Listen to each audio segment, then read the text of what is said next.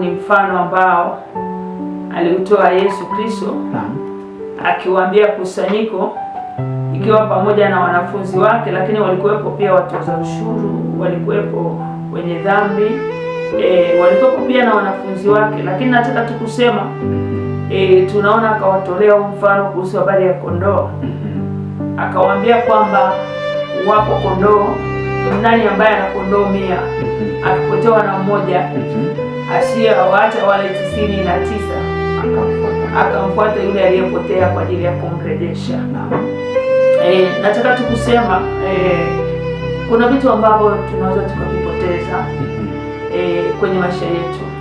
Mwingine anaweza kupoteza kazi, mwingine akapoteza biashara, mwingine akapoteza shamba, mwingine hata akapoteza hata afya, akapatwa na magonjwa, mwingine hata akapoteza familia yake, aidha la baba, aidha mama. Kuna vitu kama hivyo, kuna hiyo hali ya kupoteza.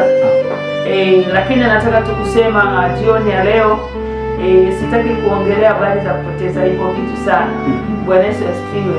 Nataka tu niongelee kuhusu habari ya mahusiano, kama vile mstari wa mwisho kabisa anapozungumzia kuhusu habari ya wenye haki 99. Bwana Yesu asifiwe. Na nataka tu niongelewe hiyo hali ya mtu kuweza kutengeneza mahusiano yake katikati yake na Mungu, kwa sababu ukisoma mstari anasema